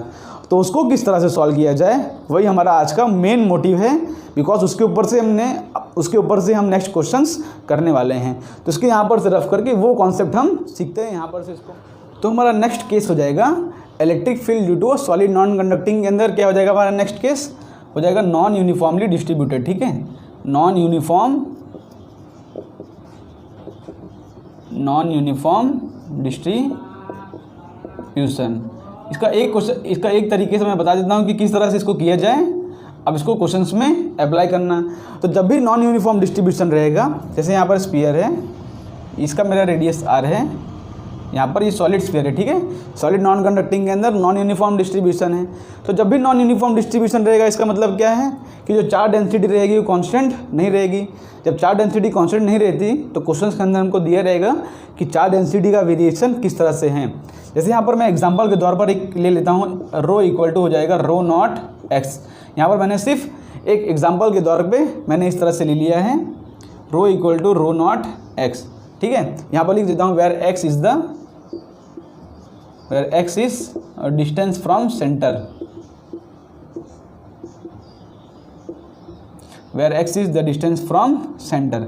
यहाँ पर जैसे जैसे आप सेंटर से आगे जा रहे हो वैसे वैसे चार्ज की डेंसिटी बढ़ती जा रही है। इसका मतलब क्या है कि पहले यहाँ पर चार्ज डेंसिटी बहुत कम थी, आगे जाओगे थोड़ी बढ़ेगी और बढ़ेगी, फिर धीरे धीरे करके ऐसे जो है चार्ज डेंसिटी जो है यहाँ पर डेंस होती जा रही है, ठीक है। आउटसाइड पॉइंट पे आते आते जो चार्ज डेंसिटी है वो बहुत ही डेंस हो जा रही है, मीन्स वहाँ पर चार्ज जो है बहुत ज़्यादा है। यहाँ पर इस तरह के केस को किस तरह से सॉल्व किया जाए वही हम देखते हैं। एक आप देख लो, उसके बाद आप करते रहना। यहाँ पर देखो स्फीयर इस तरह से है, इसका रेडियस में ले रहा हूँ कैपिटल R, और यहाँ पर हमको फिर से इलेक्ट्रिक फील्ड फाइंड करना है। Electric field at distance R less than capital R। हमको यहाँ पर इनसाइड पॉइंट के लिए इलेक्ट्रिक फील्ड फाइंड करना है R less than capital R, means हमको इनसाइड मैंने कोई पॉइंट ले लिया R, और वहाँ पर मैंने इस तरह से गॉसियन सरफेस ड्रॉ कर दे रहा हूँ। देखो यहाँ पर ये रेडियस R था मेरा, मैंने इनसाइड एक पॉइंट लिया R, और यहाँ पर से मैं इस तरह से गॉसियन सरफेस जो है ड्रॉ कर दे रहा हूँ। यहाँ पर देखो कहाँ तक सेम रहेगा यहाँ पर। अब मैं यहाँ पर इलेक्ट्रिक फील्ड फाइंड करता हूँ। E vector dot D A vector equal to हो जाएगा क्यू इनसाइड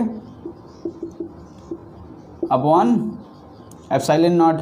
ठीक है, यहाँ पर हो जाएगा Q inside upon epsilon naught. अब देखो यहाँ पर देखो हर एक पॉइंट पर यहाँ पर इलेक्ट्रिक फील्ड की वैल्यू इस तरह से है और जो एरिया वेक्टर है यहाँ पर एरिया वेक्टर जो रहेगा वो भी इस तरह से है। मीन्स इलेक्ट्रिक फील्ड और एरिया वेक्टर के बीच में हमेशा एंगल तो 0 डिग्री बन रहा है। तो यहाँ पर मैं फर्दर इसको इस तरह से लिख सकता हूँ मैं कि integration of E D A cos 0 वो तो 1 हो जाएगा और ये हो जाएगा Q inside upon epsilon naught. अब देखो यहाँ पर जैसे जैसे अंदर जो है चार्ज डेंसिटी जो है डिस्टेंस के साथ इंक्रीज करती जा रही है। यहाँ पर चार्ज ज़्यादा है और ज़्यादा कम है। तो यहाँ पर जो क्यू इनसाइड निकालना है हमको वो प्रॉब्लमेटिक है। बिकॉज पहले हम क्या करते थे, देखो पहले हम करते थे क्यू इनसाइड हो जाता था, हमको टोटल गॉसियन सरफेस का क्यू इनसाइड निकालना होता था इस तरह से। बिकॉज ये अंदर जो है पूरा चार्ज है, ठीक है, ये मैं चार्ज की बात कर रहा हूँ। अंदर जो है पूरा इस तरह से चार्ज डिस्ट्रीब्यूशन है। तो हमको गॉसियन सरफेस के अंदर चार्ज निकालना था। तो हम करते क्या थे, यहाँ पर हम लिखते थे रो इक्वल टू लिखते थे क्यू इनसाइड और यहाँ पर वॉल्यूम लिख देते थे। वॉल्यूम क्या लिखते थे हम 4/3 पाई स्मॉल आर क्यूब। ये ऐसा क्यों लिख पाते थे, बिकॉज अंदर जो था हमारा चार्ज डेंसिटी वो कांस्टेंट था, इसलिए हम क्यू इनसाइड लिख के डायरेक्टली हम चार्ज उसका फाइंड कर लेते थे। बट इस बार चार्ज डेंसिटी वेरिएबल है तो हम इसको इस तरह से नहीं लिख पाएंगे। ठीक है, इसको हम इस तरह से नहीं लिख पाएंगे बिकॉज हमारा रो यहाँ पर जो है वो कांस्टेंट नहीं है। तो उसके लिए हमको क्या करना पड़ेगा, यहाँ पर इंटीग्रेट करना पड़ेगा। इंटीग्रेट कैसे करना पड़ेगा, हमको यहाँ पर से देखो यहाँ पर से इसको हमको एक्स डिस्टेंस दूर एक एलिमेंटल स्फीयर काटना पड़ेगा। एक्स डिस्टेंस दूर यहाँ पर एक एलिमेंटल स्फीयर काटना पड़ेगा जिसकी विड्थ है dx। देखो यहाँ पर इसको मैं जूम करके दिखाता हूँ इस तरह से। सेंटर से जो है एक्स डिस्टेंस दूर है और इसकी जो विड्थ है ये dx है। ठीक, एक्स डिस्टेंस दूर हमने एक स्फीयर काटा है। ठीक, ये स्फीयर है, हमको इंटीग्रेट करना है ना, तो हम एक एलिमेंट लिख लेंगे। हमने यहाँ पर एक एलिमेंटल स्फीयर ले लिया जो कि एक्स डिस्टेंस दूर है dx पर। तो यहाँ पर इस तरह के हम सारे स्फीयर कवर कर लेंगे, छोटे स्फीयर। तो हम पूरे स्फीयर के लिए इंटीग्रेशन कर सकते हैं। हमको यहाँ पर स्फीयर लेने की ज़रूरत क्यों पड़ी, बिकॉज जो है चार्ज डेंसिटी कांस्टेंट नहीं है। तो हमको क्या करना पड़ेगा, यहाँ पर एक डिस्टेंस दूर हमको लेना पड़ेगा इस तरह से, बिकॉज यहाँ पर ये पॉइंट पर अलग होगा, ये पॉइंट पर अलग होगा। तो हम क्या करेंगे, यहाँ पर छोटा पॉइंट लेंगे, ऐसे छोटे जितने स्फीयर लेंगे और सारे स्फीयर का हम नेट फाइंड कर लेंगे। और नेट फाइंड करने के लिए हम क्या करते हैं, इंटीग्रेट। हमने यहाँ पर एक्स डिस्टेंस दूर एक स्फीयर काट लिया। अब इस एक्स डिस्टेंस दूर स्फीयर काट लिया है मैंने इस तरह से। ठीक है, यहाँ पर अब ये dx है, इसके लिए मैं क्या लिख सकता हूँ, रो इक्वल टू लिख सकता हूँ मैं रो नॉट एक्स लिख सकता हूँ। रो इक्वल टू क्या हो जाएगा मेरा, रो नॉट एक्स। अब ये एक्स डिस्टेंस दूर है तो यहाँ पर अगर हमको चार्ज इनसाइड फाइंड करना है तो क्या लिख सकता हूँ, देखो यहाँ पर चार्ज इनसाइड हो जाएगा मेरा, चार्ज इनसाइड हो जाएगा। इतने पार्ट का वॉल्यूम क्या होगा, देखो इतने पार्ट का वॉल्यूम होगा मेरा। वॉल्यूम क्या होता है, वॉल्यूम एरिया इंटू लेंथ लिख सकते हैं, एरिया इंटू लेंथ। तो इसका एरिया है 4πx², बिकॉज यहाँ पर डिस्टेंस x है। तो एरिया हो जाएगा इसका टोटल सरफेस एरिया 4πx² और जो लेंथ है वो हो जाएगा dx। लेंथ क्या हो जाएगा यहाँ पर dx। यहाँ पर क्यू क्या लिख सकता हूँ, देखो क्यू इनसाइड लिख सकता हूँ रो इंटू वॉल्यूम लिख सकता हूँ मैं। क्यू इनसाइड को रो इंटू वॉल्यूम लिख सकता हूँ मैं, रो इंटू वॉल्यूम। तो रो क्या है यहाँ पर, रो है मेरा यहाँ पर रो नॉट एक्स। रो क्या है मेरा, रो नॉट एक्स। और वॉल्यूम क्या है मेरा 4πx² dx। ये तो कौन सा, ये किसका है, ये क्यू इनसाइड किसका है, सिर्फ ये एलिमेंटल स्फीयर का। ठीक है, ये एलिमेंटल स्फीयर, इसको आप स्फीयर समझना। ठीक है, रिंग मत समझना, ये पूरा एक स्फीयर है। तो एलिमेंटल स्फीयर का चार्ज उसके इनसाइड मीन्स इसके इनसाइड जो है कितना चार्ज है वो हमने देख लिया, rho naught X into 4πx² dx। ठीक है, हमने क्या देख लिया यहाँ पर कि जो एलिमेंटल स्फीयर है उसके लिए कितना चार्ज आ रहा है अंदर, rho naught X into 4πx² dx। तो यहाँ पर इसको लिखता हूँ मैं, देखो चार्ज वाले की बात मैं यहाँ पर लिखता हूँ साइड में। ठीक, तो क्या रहा है मेरा क्यू इनसाइड की वैल्यू आ रही है, हो रहा है rho naught X into 4πx² dx। ये तो सिर्फ इसके लिए था, लेकिन हमको ढूंढना क्या है, हमको एट डिस्टेंस r ढूंढना है। मीन्स हमको यहाँ से यहाँ तक के लिए ढूंढना है एट डिस्टेंस r। तो हमको इंटीग्रेट कहाँ से कहाँ तक करना पड़ेगा, इंटीग्रेट करना पड़ेगा इसको, ये क्यू इनसाइड को हमको इंटीग्रेट करना पड़ेगा 0 से लेके स्मॉल r तक। क्यू इनसाइड को हमको कहाँ तक इंटीग्रेट करना पड़ेगा, बिकॉज हमने गॉसियन सरफेस यहाँ पर लिया है, हमने एट डिस्टेंस r पर लिया है, तो हमको 0 से लेके स्मॉल r तक इंटीग्रेट करना पड़ेगा। अब यहाँ से लेके यहाँ तक सारे स्फीयर कवर कर लेंगे तो सारा चार्ज हमको मिल जाएगा। देखो पहले छोटे से हमने स्फीयर के लिए ऐसे और छोटा और बड़ा बड़ा बड़ा करके यहाँ r डिस्टेंस तक आ जाऊँगा, तो मेरे को सारे स्फीयर के वजह से चार्ज मिल जाएगा। तो यहाँ पर इसको इंटीग्रेट कर लूँगा मैं, तो हो जाएगा rho naught x into 4 pi x square dx। यहाँ पर देखो जो जो कांस्टेंट है उसको बाहर निकाल लो, रो कांस्टेंट है, 4 पाई कांस्टेंट, इसको बाहर निकाल लो। अंदर क्या क्या बचा, अंदर बचा है यहाँ पर x क्यूब dx। अंदर क्या क्या बचा है यहाँ पर, ये x और ये x स्क्वायर, अंदर बचा है यहाँ पर x क्यूब dx। अब x क्यूब का इंटीग्रेशन क्या होता है, x क्यूब का इंटीग्रेशन होता है x raise to 4/4, x raise to 4/4।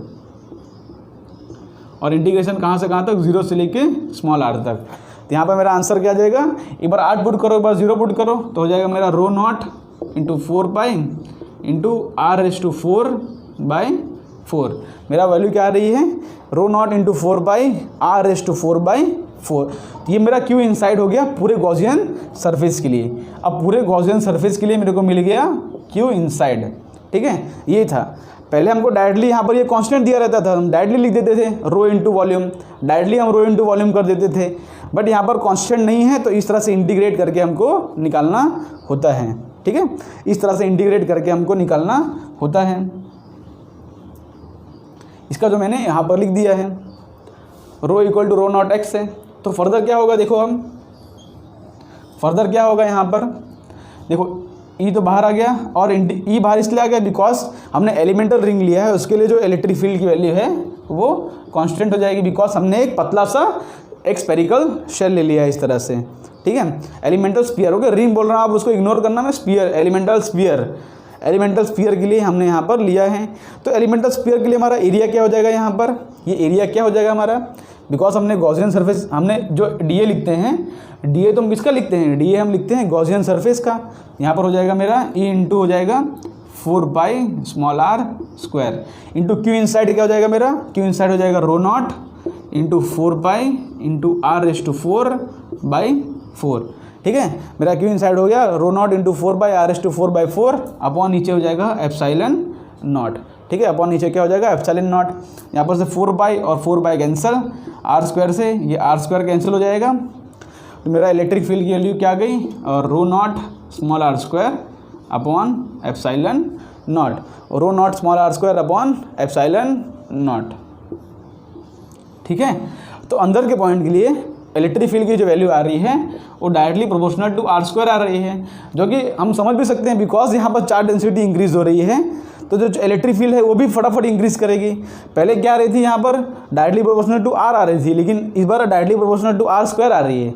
Mean distance के साथ इलेक्ट्रिक फील्ड बहुत बढ़ रही है। क्यों, बिकॉज यहाँ पर चार्ज डेंसिटी भी बढ़ रहा है, बिकॉज वहाँ पर चार्ज भी इंक्रीज हो रहा है, इसलिए हमारा इलेक्ट्रिक फील्ड की वैल्यू क्या आ रही है, directly proportional to r square. ठीक है, होप करता हूँ आपको ये पॉइंट समझ पड़ा होगा।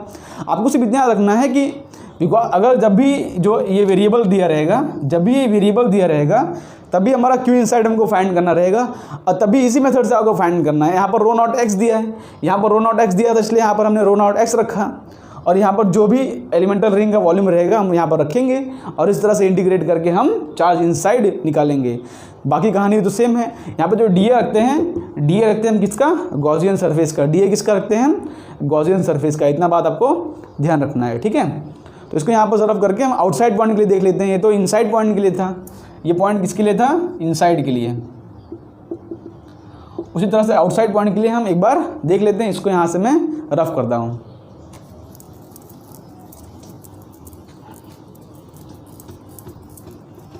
आउटसाइड पॉइंट के लिए फिर से कहानी सेम ही आ जाएगी, बिकॉज आउटसाइड पॉइंट को कोई फर्क नहीं पड़ता। आउटसाइड पॉइंट का मतलब है कि अंदर टोटल कितना चार्ज है। आउटसाइड पॉइंट को क्या मतलब है कि अंदर टोटल कितना चार्ज है। देखो, eight distance r greater than r, अगर आउटसाइड पॉइंट लूँगा अंदर भले चार्ज डिस्ट्रीब्यूशन किस तरह से वेरिएशन कर रहा हो, देखो ये मेरा रेडियस कैपिटल आर है, ओके। यहाँ पर जो है रो इक्वल टू है रो नॉट एक्स है यहाँ पर। अब हमको आउटसाइड पॉइंट के लिए ढूंढना है, तो यहाँ पर हम एक गॉसियन सरफेस ड्रॉ करेंगे इस तरह से, ठीक है। और यहाँ पर हमको फाइंड करनी है इलेक्ट्रिक फील्ड की वैल्यू। अब देखो आउटसाइड पॉइंट है, अंदर भले किस तरह से भी चार्ज डिस्ट्रीब्यूशन हो, भले यहाँ पर ये रो नॉट एक्स हो, रो नॉट एक्स को, उसको क्या फ़र्क पड़ता है। आउटसाइड पॉइंट को तो क्या लगेगा कि ये जो है एक पॉइंट चार्ज है, आउटसाइड पॉइंट को क्या लगेगा, एक पॉइंट चार्ज है। और यहाँ पर आउटसाइड पॉइंट के लिए हमेशा वैल्यू क्या आएगी, इन्वर्सली प्रोपोर्शनल टू 1/r² आएगी, इन्वर्सली प्रोपोर्शनल टू 1/r² आएगी, जिसको आप निकाल भी सकते हो इजीली। देखो किस तरह से लिखोगे आप, E into integration of D A vector equal to हो जाएगा Q inside upon epsilon naught, sorry इसको इस तरह से लिखेंगे हम। अब यहाँ पर आउटसाइड पॉइंट के लिए हर पॉइंट के लिए इलेक्ट्रिक फील्ड सेम रहेगी, तो इलेक्ट्रिक फील्ड को हम बाहर निकाल सकते हैं और इंटीग्रेशन ऑफ डी ए हो जाएगा Q inside upon epsilon naught. अब डी ए हम डी ए किसका लिखते हैं, गॉसियन सरफेस का लिखते हैं, तो हो जाएगा E into 4/r² equal to Q inside upon epsilon naught, ठीक है, equal to Q inside upon epsilon naught. अब भले यहाँ पर चार्ज डिस्ट्रीब्यूशन किस तरह से भी हो, मैं बोल लूँ कि स्फीयर का जो है टोटल चार्ज अगर क्यू है, स्फीयर का बोल दूँ अगर टोटल चार्ज क्यू है यहाँ पर, तो यहाँ पर क्या हो जाएगा मेरा ई इंटू 4/r², ई इंटू 4/r²। स्फीयर का टोटल चार्ज क्यू है, तो यहाँ पर फर्दर लिख दोगे आप इस तरह से। किस तरह से लिखोगे इसको, यहाँ पर लिखोगे चार्ज इनसाइड फाइंड करोगे, क्यू इनसाइड हो जाएगा मेरा रो इंटू वॉल्यूम हो जाएगा, रो इंटू वॉल्यूम। रो क्या हो जाएगा मेरा, रो है रो नॉट एक्स, और वॉल्यूम क्या हो जाएगा मेरा, हमको यहाँ पर एलिमेंटल रिंग लेने की जरूरत ही नहीं है, हमको यहाँ पर टोटल वॉल्यूम चाहिए, बिकॉज टोटल वॉल्यूम में हमारा चार्ज इतना है, हमको टोटल चार्ज ही चाहिए ना, टोटल चार्ज हमारा इतना है। तो फिर से हम यहाँ पर लिख देंगे इस तरह से, या तो आप एलिमेंटल भी रिंग फाइंड करके करोगे तो भी सेम ही आंसर आएगा। यहाँ पर अगर आप चाहे तो एक्स डिस्टेंस दूर रिंग ले भी सकते हो, आउटसाइड पॉइंट के लिए कोई फ़र्क नहीं पड़ेगा। यहाँ पर फिर से लिख दोगे यहाँ पर 4/x² integration of D x, फिर से यहाँ पर इंटीग्रेट करोगे 0 से लेके r तक, 0 से लेके स्मॉल r तक। तो मेरा आंसर क्या आ रहा है यहाँ पर, रो इंटू, मेरा आंसर क्या, देखो यहाँ पर चार्ज कहाँ से कहाँ तक है, यहाँ पर हम 0 से लेके स्मॉल r लिमिट नहीं रख सकते, बिकॉज चार्ज जो है सिर्फ कैपिटल R तक है। तो यहाँ पर लिमिट क्या रखनी पड़ेगी हमको, 0 से लेके r। बस यही बात है आपको ध्यान रखना है आउटसाइड पॉइंट के लिए। क्यों, बिकॉज देखो हमने आउटसाइड पॉइंट लिया है रेडियस r, लेकिन चार्ज तो हमारा कहाँ तक है, सिर्फ कैपिटल R तक ही है, बिकॉज यहाँ पर तो कोई चार्ज है ही नहीं। तो यहाँ पर जो लिमिट रहेगी वो 0 से लेके r तक रहेगी, ठीक। लिमिट कहाँ से कहाँ तक रहेगी, 0 से लेके r तक। तब इसको यहाँ पर रो नॉट और 4 बाहर निकालोगे और हो जाएगा, अंदर हो जाएगा इंटीग्रेशन ऑफ x³ हो जाएगा, तो हो जाएगा रो नॉट इंटू 4 हो जाएगा x⁴/4, 0 से लेके r। यहाँ पर हो जाएगा मेरा रो नॉट इंटू 4 हो जाएगा मेरा r⁴/4। अब इसको यहाँ पर पुट कर दोगे, रो नॉट इंटू 4 r⁴/4 पुट कर दोगे, ठीक। तो 4 से 4 कैंसिल हो जाएगा, अपॉन एप्सिलॉन नॉट तो है ही। तो इलेक्ट्रिक फील्ड की वैल्यू 4 और ये पाई से पाई कैंसिल, तो इलेक्ट्रिक फील्ड की वैल्यू क्या आ रही है, rho naught r⁴ upon epsilon naught r², 4 भी आ रहा है, ठीक। लेकिन आप देखो फिर से इलेक्ट्रिक फील्ड की वैल्यू 1/r² के प्रोपोर्शनल आ रही है। तो आउटसाइड का तो कोई भी पॉइंट हो, इलेक्ट्रिक फील्ड जो है 1/r² के प्रोपोर्शनल आती है। दिक्कत आती है जब हमको इनसाइड पूछा हो, ठीक है। आउटसाइड तो सेम ही कहानी होती है। आपने इसका मेथड देख लिया किस तरह से किया जाए। जब भी हमको चार्ज इनसाइड ढूंढना होगा तभी हम यहाँ पर इस तरह से इंटीग्रेट करके चार्ज इनसाइड फाइंड करेंगे। यही हमारा अप्रोच होता है इस तरह के क्वेश्चंस में। तो हम क्या करते हैं, अब जो जेईई मेंस में इस तरह के क्वेश्चंस आए हैं उसको 1 बाय 1 लेना शुरू करते हैं, और आप उसको बार बार अप्रोच बार बार यूज़ करोगे तो आप उससे फैमिलियर हो जाओगे। इसको यहाँ से रफ करके हम क्वेश्चंस लेना शुरू करते हैं। तो यहाँ पर अपना पहला क्वेश्चन लेते हैं जो कि जेईई मेंस में प्रीवियस ईयर में आ चुका है। क्वेश्चन देखो आपके स्क्रीन पर आ चुका होगा। क्वेश्चन में क्या लिखा है, let there be a spherically symmetric charge distribution with charge density varying. यहाँ पर जो चार्ज डेंसिटी वेरिंग है यहाँ पर, और स्फीयर है उसका रेडियस जो है कैपिटल R है, और यहाँ पर चार्ज डेंसिटी किस तरह दिया है हमको, चार्ज डेंसिटी है रो इक्वल टू हो रहा है rho naught 5/4 upon small r इस तरह से हमको दिया है charge density up to R equal to capital R, means ये चार्ज डेंसिटी जो है R equal to capital R तक है, and rho R equal to 0 for R greater than R। कुछ नहीं बोला, इसका मतलब क्या है यहाँ पर कि R ग्रेटर देन R लोगे यहाँ पर आउटसाइड पॉइंट के लिए चार्ज डेंसिटी 0 है, वो तो हमको पता ही है, ये क्वेश्चन में इस तरह से डिफाइन, लेकिन जे मीन्स में इस तरह से डिफाइन करके बोलते हैं एकदम clear. Where R is your distance from origin, the electric field at distance R less than small r from the origin. ठीक है, हमको एक पॉइंट पर ढूंढना है electric field at a distance R जो कि लेस देन स्मॉल r है फ्रॉम द ओरिजिन, इस तरह से। और हमको ऑप्शंस दिए हैं यहाँ पर, डिफरेंट ऑप्शन दिए हैं, और चार्ज डिस्ट्रीब्यूशन हमको यहाँ पर इस तरह से दिया है। हमको फाइंड करना है यहाँ पर इलेक्ट्रिक फील्ड, हमको यहाँ पर इलेक्ट्रिक फील्ड फाइंड करना है एट डिस्टेंस स्मॉल r जो कि R less than capital R है यहाँ पर। मीन्स हमने यहाँ पर एक गॉसियन सरफेस ड्रॉ कर लिया इस तरह से, बिकॉज हमको यहाँ पर इलेक्ट्रिक फील्ड फाइंड करना है। और अंदर जो है पूरे में चार्ज है, मैं पूरे में चार्ज ड्रॉ नहीं कर रहा हूँ, नहीं तो बहुत कचरा दिखता है। ठीक है, तो यहाँ पर मेरा जो रो है वो rho naught 5/4 upon small r upon R इस तरह से दिया है। ठीक, हमको इस पॉइंट पर इलेक्ट्रिक फील्ड फाइंड करना है। बाकी सब प्रोसेस तो सेम होता है कि इलेक्ट्रिक फील्ड और एरिया वेक्टर के बीच में जो एंगल होगा वो 0 डिग्री होगा यहाँ पर। ठीक, ये स्मॉल r है, यहाँ पर लिखता हूँ मैं integration of E vector dot dA vector equal to हो जाएगा Q inside upon epsilon naught. ये प्रॉब्लम यहाँ पर तभी आएगी जब Q इनसाइड ढूंढना होगा, बिकॉज यहाँ तक तो सेम है। हम क्या करेंगे यहाँ पर, बिकॉज यहाँ पर जो है नॉन यूनिफॉर्मली चार्ज डिस्ट्रीब्यूशन है, तो यहाँ पर एग्जैक्टली डायरेक्टली हम यहाँ पर Q इनसाइड फाइंड नहीं कर पाएंगे। हम Q इनसाइड के लिए क्या करेंगे यहाँ पर, देखो फॉर Q इनसाइड हम क्या करेंगे यहाँ पर, हम एक एलिमेंटल स्फीयर लेंगे एट अ डिस्टेंस x। हम यहाँ पर x डिस्टेंस दूर एक एलिमेंटल स्फीयर लेंगे इस तरह से, और हमको इलेक्ट्रिक फील्ड फाइंड, क्वेश्चन में क्या बोला, इलेक्ट्रिक फील्ड फाइंड करना है हमको एट डिस्टेंस r।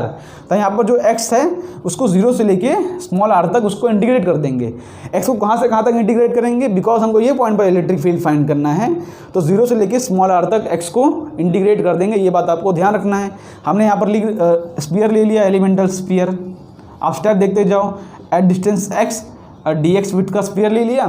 तो जो स्फीयर है इसका वॉल्यूम क्या है, स्फीयर का वॉल्यूम हो जाएगा 4πx², ये एरिया है into length, area into length volume होता है ना, आपने पढ़ा होगा 11th में, एरिया इंटू लेंथ वॉल्यूम होता है। तो हमने स्फीयर का वॉल्यूम इस तरह से लिख दिया यहाँ पर।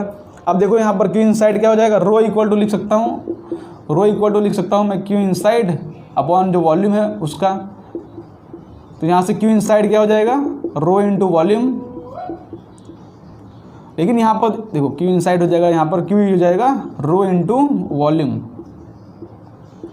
लेकिन यहाँ पर रो क्या दिया है हमको, रो यहाँ पर वेरिएबल दिया है, तो वेरिएबल रो को यहाँ पर पुट करो, हो जाएगा रो नॉट। जैसे वहाँ पर पिछली बार हमने रो नॉट x लिया था, बट यहाँ पर रो नॉट कुछ इस तरह से दिया है, तो कोई बात नहीं, हम इंटीग्रेशन कर लेंगे। यहाँ पर इस तरह से इसको पुट कर दो इंटू वॉल्यूम। अब जो है एलिमेंटल सेल, इसका वॉल्यूम क्या हो जाएगा, मेरा एलिमेंटल सेल का वॉल्यूम हो जाएगा 4πx² dx, 4πx² और dx। देखो यहाँ पर इसमें वेरिएबल जो है स्मॉल r दिया है, लेकिन हमने वेरिएबल क्या लिया है, हमने वेरिएबल स्मॉल x लिया है। तो यहाँ पर r की जगह आप x लिख दो, ठीक है, r की जगह पे x लिख दो, बिकॉज हमने वेरिएबल क्या लिया है x। वेरिएबल तो आप कुछ भी ले सकते हो, r तो कांस्टेंट है, इन्होंने वेरिएबल r लिया है, मैंने वेरिएबल क्या लिया है x। ठीक है, तो ये मेरा इक्वेशन आ गया है यहाँ पर। तो ठीक है, ये मेरा किसके लिए आ गया, सिर्फ एक एलिमेंटल स्फीयर के लिए आ गया, एलिमेंटल स्फीयर के लिए आ गया। लेकिन हमको फाइंड करना है पूरे 0 से लेके स्मॉल r तक, तो हम इसको 0 से लेके स्मॉल r तक इंटीग्रेट कर देंगे। तो टोटल Q हो जाएगा मेरा 0 से लेके small r rho naught 5/4 x upon capital R 4πx² dx। यहाँ पर जो कांस्टेंट है उसको हम बाहर निकाल के इसको इंटीग्रेट कर लेते हैं, जो कांस्टेंट है उसको बाहर निकाल के इंटीग्रेट कर लेते हैं। एक काम करता हूँ, यहाँ पर ही कर लेता हूँ, इसको बाद में लिखता हूँ मैं, पहले इंटीग्रेट कर लेता हूँ, आंसर निकाल लेते हैं इसका।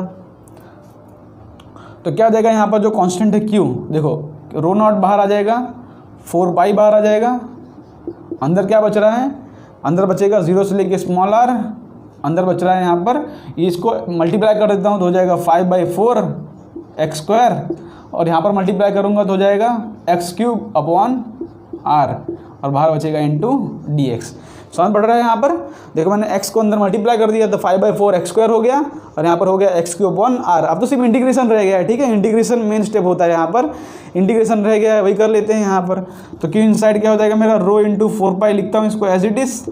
अब इसका इंटीग्रेशन करूँगा तो क्या हो जाएगा, 5/4 इंटू x² का इंटीग्रेशन x³ माइनस x³ का इंटीग्रेशन हो जाएगा x⁴/4 और कैपिटल R तो है ही नीचे। इंटीग्रेशन कहाँ से कहाँ तक, 0 से लेके स्मॉल r तक, ठीक है, इंटीग्रेशन कहाँ से कहाँ तक, 0 से लेके स्मॉल r तक। तो अब यहाँ पर एक बार r पुट करो, एक बार 0 पुट करो, तो यहाँ पर मेरा q इनसाइड क्या आ जाएगा, यहाँ पर मेरा q इनसाइड क्या आ जाएगा, लिखता हूँ यहाँ पर, देखो q इनसाइड हो जाएगा मेरा रो इंटू 4 यहाँ पर r पुट करो तो हो जाएगा, x की जगह पे r पुट करो तो हो जाएगा 5/4 r³ माइनस हो जाएगा यहाँ पर से r⁴/4 कैपिटल R।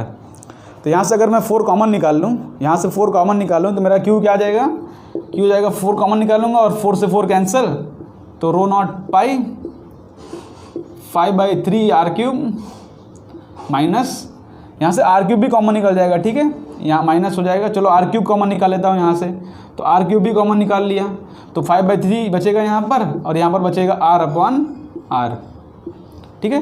4 और r³ मैंने कॉमन निकाल लिया तो इस तरह से यहाँ पर बच रहा है।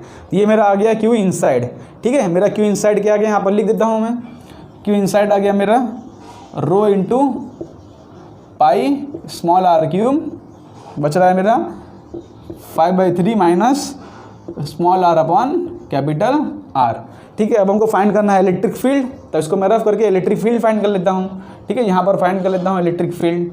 कहाँ पर फाइंड करूँ, चलो यहाँ पर ही फाइंड कर लेते हैं। तो फर्दर हम इलेक्ट्रिक फील्ड फाइंड कर लेते हैं। सेम पहुँचे कहाँ तक, कौन से स्टेप पर पहुँचे थे हम, E vector integration of dA equal to q inside upon epsilon naught E into D vector किसका लिखते हैं हम, डी लिखते हैं हम जो गॉसियन सरफेस का, तो गॉसियन सरफेस का एरिया कितना हो जाएगा 4 स्मॉल r², ये गॉसियन सरफेस का एरिया होता है यहाँ पर। अब q इनसाइड लिखते हैं यहाँ पर, q इनसाइड क्या है हमारा, ये है ρ0 into pi r³, ρ0 into pi r³, अंदर क्या बच रहा है 5/3 माइनस स्मॉल r/कैपिटल R और नीचे एप्सिलॉन नॉट तो है ही।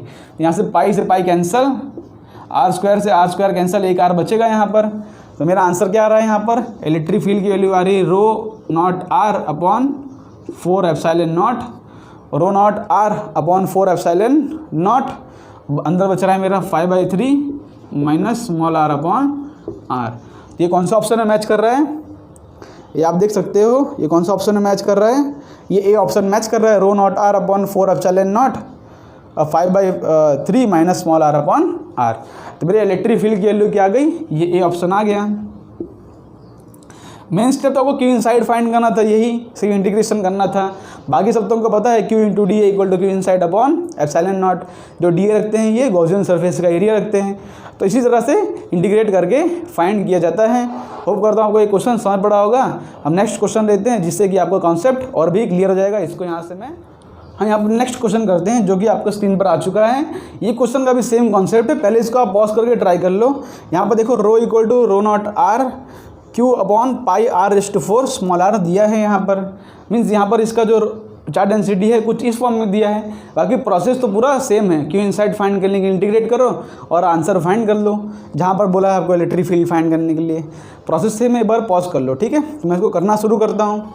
यहाँ पर देखो हमको ρ0r क्या दिया है, हमको दिया है QR अपॉन पाई r⁴, इस तरह से हमको दिया है यहाँ पर। With the charge density distribution follow solid sphere of radius r, यहाँ पर सॉलिड स्फीयर है जिसका रेडियस है कैपिटल R यहाँ पर, okay. And charge inside is, total charge जो है पूरे स्फीयर के अंदर टोटल चार्ज है Q, स्फीयर के अंदर टोटल चार्ज कितना है Q। For a point P inside the sphere at distance R1, for a point P inside the sphere at distance R1, यहाँ से R1 डिस्टेंस दूर हमको यहाँ पर फाइंड करना है इलेक्ट्रिक फील्ड। R1 डिस्टेंस दूर हमको क्या फाइंड करना है, इलेक्ट्रिक फील्ड। तो ये क्वेश्चन को भी एक बार पॉज कर लो, एक बार इसको हम ट्राई करते हैं। स्फीयर का चार्ज डेंसिटी दिया है और स्फीयर का टोटल चार्ज है Q, ठीक है, Q है। ओके, हम इसको ट्राई करते हैं यहाँ पर सॉल्व करने का। सेम यही प्रोसेस है यहाँ पर। फिर से आप क्या करोगे, यहाँ पर इलेक्ट्रिक फील्ड लिखोगे, E vector dot D A vector equal to Q inside upon epsilon naught. हमको कहाँ पे ढूंढना है, एट डिस्टेंस R1। ओके, तो यहाँ पर इलेक्ट्रिक फील्ड यहाँ पर ढूंढना है एट डिस्टेंस R1, लेकिन यहाँ पर जो है ये यूनिफॉर्मली चार्ज डिस्ट्रीब्यूशन नहीं दिया है। हमको यहाँ पर फिर से एक एलिमेंटल रिंग लेना पड़ेगा, एलिमेंटल स्फीयर लेना पड़ेगा डिस्टेंस x। यहाँ पर x डिस्टेंस दूर हम एक एलिमेंटल स्फीयर ले लेते हैं इस तरह से। इसको मैं यहाँ पर बाहर निकाल लेता हूँ। Same at distance x dx width का स्फीयर है, तो वॉल्यूम इसका हो जाएगा, वॉल्यूम हो जाएगा इसका 4πx² dx, जिसका हम बाद में यूज़ करने वाले हैं। ठीक, यहाँ पर क्या हो जाएगा, इंटीग्रेशन लिखता हूँ इसको इस तरह से। तो यहाँ पर देखो, यहाँ पर एलिमेंटल स्फीयर के लिए हर पॉइंट पर इलेक्ट्रिक फील्ड और एरिया वेक्टर जो है सेम डायरेक्शन में रहेंगे। तो इलेक्ट्रिक फील्ड की वैल्यू कांस्टेंट है, यहाँ पर इलेक्ट्रिक फील्ड इस तरह से लिख सकता हूँ, हो जाएगा into Q inside upon epsilon naught. अब डी ए, हम डी ए किसका लिखते हैं, डी ए लिखते हैं गॉसियन सरफेस का। यहाँ पर हमको एट डिस्टेंस R1, हमको R1 डिस्टेंस दूर हमको इलेक्ट्रिक फील्ड फाइंड करना है, तो हम R1 पॉइंट पर गॉसियन सरफेस ड्रॉ करेंगे। यहाँ पर इस तरह लिख सकता हूँ, E इंटू 4πr1 का स्क्वायर इक्वल टू हो जाएगा Q inside upon epsilon not. और फिर से जो कहानी है वो क्यू इनसाइड फाइंड करने की है। तो क्यू इनसाइड क्या होगा, यहाँ पर लिखता हूँ फर्दर इस तरह से, यहाँ पर लिखता हूँ। ठीक, क्यू इनसाइड क्या हो जाएगा, रो इक्वल टू होता है, देखो क्यू इनसाइड होता है रो इंटू वॉल्यूम। तो रो क्या दिया है मेरा, इस बार रो का दिया है variation Q R upon pi R/4 into volume क्या है। बिकॉज हम यहाँ पे वेरिएबल हमने x लिया है, तो यहाँ पर r की जगह पर हम x लिख देता हूँ मैं। यहाँ पर मैंने x लिया है वेरिएबल, तो मैंने x लिख दिया है यहाँ पर। और वॉल्यूम क्या है इसका, 4πx² dx, 4πx² dx। तो यहाँ पर क्या हो जाएगा मेरा, क्यू इनसाइड टोटल फाइंड करना होगा मेरे को, तो इंटीग्रेट करना होगा। अगर मेरे को क्यू इनसाइड फाइंड करना है टोटल, तो इंटीग्रेट करेंगे यहाँ पर कहाँ से कहाँ तक, इंटीग्रेट कहाँ से कहाँ तक करना है, 0 से लेके R1 तक। बिकॉज हमको R1 पॉइंट तक इलेक्ट्रिक फील्ड फाइंड करना है, तो R1 पॉइंट तक कितना चार्ज है वही हमको ढूंढना है। तो वहाँ पर उसको इंटीग्रेट करेंगे 0 से लेके R1। ठीक है, यही बात आपको ध्यान रखना है, R1 तक इंटीग्रेट करना है।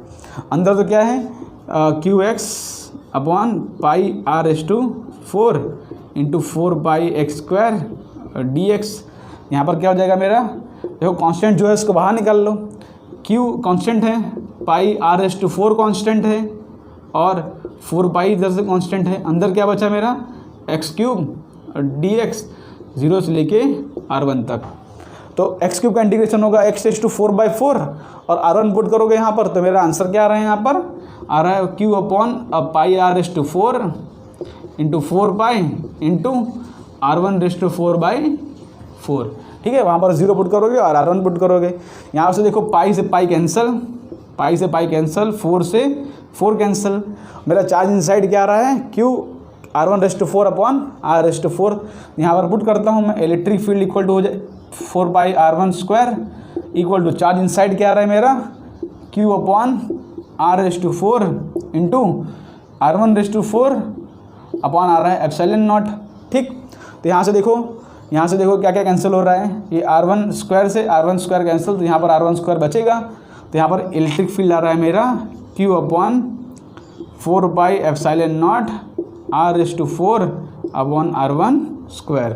तो इलेक्ट्रिक फील्ड की वैल्यू क्या आ रही है, Q R1² अपॉन 4πε0 R/4।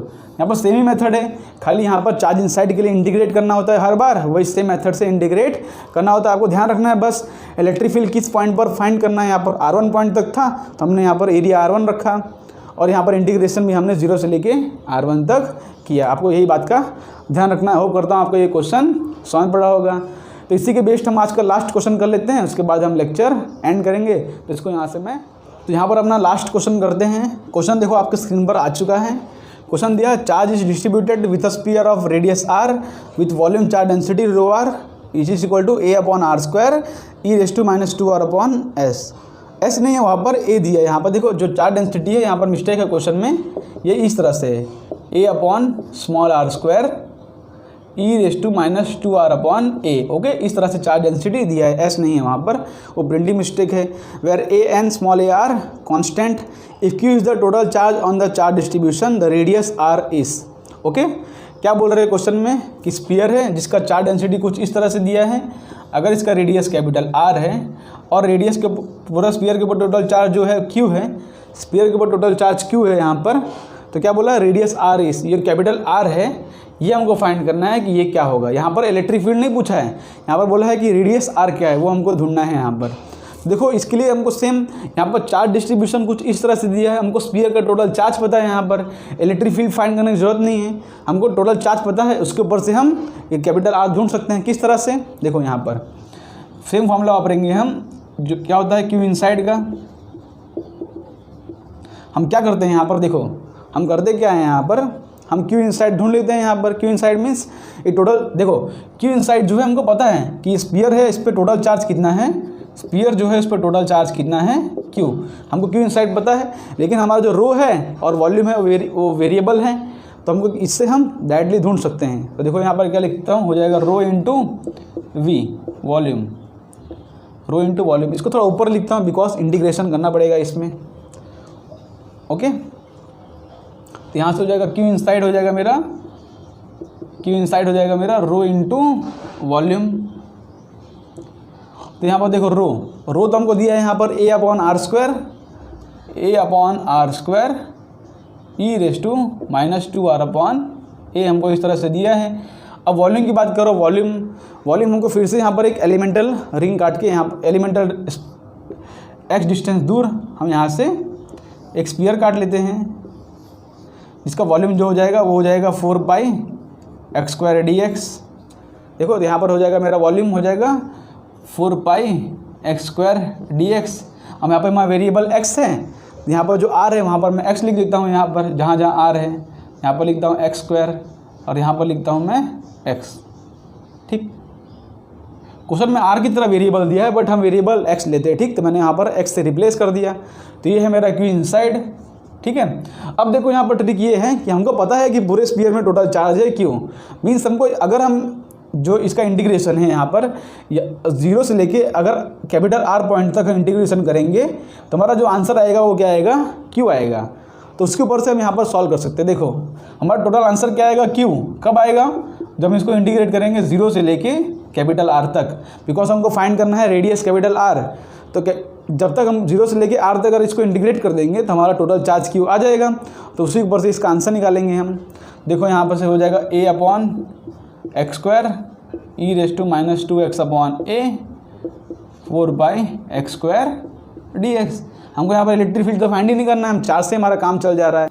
तो जो कांस्टेंट है उसको बाहर निकाल लेते हैं यहाँ पर। तो क्या हो जाएगा मेरा Q = a बाहर, कांस्टेंट बाहर, 4 कांस्टेंट बाहर, ये x² से ये x² कैंसिल, अंदर क्या बचेगा, इंटीग्रेशन ऑफ 0 से कैपिटल R बचेगा, और क्या बचा है e⁻²x/a इंटू dx। ठीक है, बिकॉज ये x² से x² तो कैंसिल हो गया, तब इसका इंटीग्रेशन करना है मेरे को फर्दर। तो Q = हो जाएगा a इंटू 4 तो कांस्टेंट है, और e⁻x का इंटीग्रेशन क्या होता है, e⁻x का इंटीग्रेशन होता है e⁻x, और चेन रूल के हिसाब से जो x का कोएफिशिएंट है वो नीचे आता है इस तरह से, और इंटीग्रेशन कहाँ से कहाँ तक, 0 से लेके कैपिटल R तक। तो बस इसका इंटीग्रेशन करना रह गया, हमारा आंसर आ जाएगा। इसके बाद इंटीग्रेशन आप कर सकते हो, a इंटू 4 यहाँ पर देखो -2/a ऊपर लिखता हूँ तो हो जाएगा नीचे -2 और ऊपर हो जाएगा a, इस तरह से आ गया। अब यहाँ पर मैंने एक बार r पुट करो, एक बार 0 पुट करो। जब r पुट करोगे तो हो जाएगा e⁻²x/2r/a, माइनस 0 पुट करोगे तो यहाँ पर हो जाएगा 1। ठीक है, 0 पुट करोगे तो 1 होगा, बाहर माइनस इस तरह से है, ये माइनस तो बाहर है ही क्योंकि ये वाला माइनस बचा हुआ है, मैंने यहाँ पर अंदर पुट कर दिया। तो Q इनसाइड मेरा इस तरह से आ रहा है, लेकिन हमको ढूंढना है यहाँ पर रेडियस R, हमको यहाँ पर ये कैपिटल R फाइंड करना है। अब कैपिटल R फाइंड करने के लिए क्या, हमको लॉग लेना पड़ेगा। लॉग लेने के लिए इसको पहले यहाँ पर मल्टीप्लाई कर देता हूँ। देखो ये 2 2 4 कैंसिल हो जाएगा, तो क्या हो जाएगा मेरा, ये नीचे आ जाएगा तो हो जाएगा -Q अपॉन क्या आ रहा है मेरा a इंटू 2π देखो 2 आ रहा है, a आ रहा है और पाई आ रहा है और स्मॉल a आ रहा है इस तरह से, ठीक। और यहाँ पर इस तरह क्या बच रहा है, इस तरफ बच रहा है -2r/a -1, इस तरफ ये बच रहा है। अगर माइनस से मल्टीप्लाई कर दूँ इक्वेशन को, अगर इक्वेशन को माइनस से मल्टीप्लाई कर दूँ तो बच रहा है q/2 a into a equal to हो रहा है 1 - e⁻²r/a। मैंने माइनस से मल्टीप्लाई कर दिया, यहाँ से माइनस चला गया। अब इसका फर्दर सॉल्व करता हूँ। यहाँ पर देखो मेरा इक्वेशन क्या आया है, यहाँ पर इस तरह से इक्वेशन आया है। इसको मैं यहाँ पर से फर्दर सॉल्व करना शुरू करता हूँ, ठीक।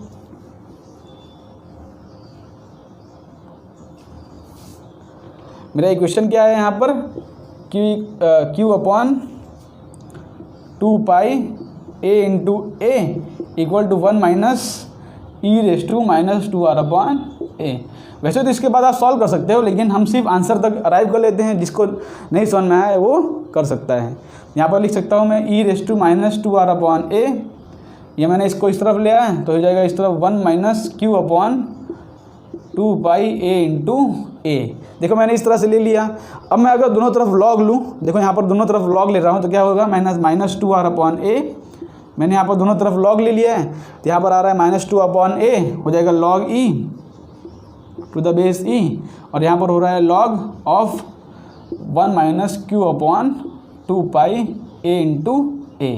बिकॉज हमको यहाँ पर r की वैल्यू फाइंड करना है तो उसके लिए हमको log लेना पड़ेगा। तो यहाँ पर log e⁻² तो 1 हो जाएगा। तो यहाँ पर क्या बच रहा है मेरा, और ये a/2 इस तरफ ले जाऊँ तो मेरा r इक्वल टू हो जाएगा -a/2, r इक्वल टू हो जाएगा -a/2 log of 1 - q/2 a into a। Okay, अगर माइनस को मैं ऊपर ले जाऊँ, तो क्या हो जाएगा, ये माइनस, ये हो जाएगा (-1) हो जाएगा। तो (-1) को किस तरह लिख सकता हूँ मैं, r इक्वल टू हो जाएगा a/2 log of 1/1 - q/2 a into a। तो इस तरह का मेरा आंसर आ रहा है। तो मेरा रेडियस की वैल्यू क्या आ रही है यहाँ पर, अब ध्यान से देखोगे तो मेरा रेडियस की जो वैल्यू आ रही है वो कौन सा ऑप्शन में मैच कर रही है, वो मैच कर रही है बी ऑप्शन। देखो a/2 log of 1 - q/2 a into a। तो इस तरह से क्वेश्चन सॉल्व करना था जिसके अंदर हमको रेडियस पूछा था, तो हमने यहाँ पर रेडियस ढूंढ लिया। ये जे मेंस 2019 का क्वेश्चन है। तो होप करता हूँ आपको आज का लेक्चर समझ पड़ा होगा, जिसमें स्फीयर में जो नॉन यूनिफॉर्म डिस्ट्रीब्यूशन हो तो किस तरह से उसके क्वेश्चन टैकल किए जाए वो आपको समझ पड़ेगा। तो अब हमारा जो नेक्स्ट लेक्चर आएगा, एक्चुअली सारे कॉन्सेप्ट तो अब खत्म हो गए, तो हमारा जो नेक्स्ट लेक्चर आएगा वो अब क्वेश्चंस के ऊपर होगा। हम एक लेक्चर लेंगे पूरे कॉन्सेप्ट वाले क्वेश्चन, और एक लेक्चर लेंगे जिसके अंदर जेईई एडवांस में अच्छे क्वेश्चंस आए हैं गॉस लॉ के ऊपर, और उसके बाद हमारा इलेक्ट्रोस्टैटिक का चैप्टर खत्म हो जाएगा। तो होप करता हूँ आपको लेक्चर समझ पड़ा होगा, और अगर समझ पड़ा है तो अपने फ्रेंड को भी शेयर करें जिससे वो भी लेक्चर में उनको बेनिफिट हो सकें। तो मिलते हैं आपको नेक्स्ट लेक्चर में, तब तक के लिए बाय बाय। आप लोग पढ़ाई करते रहो।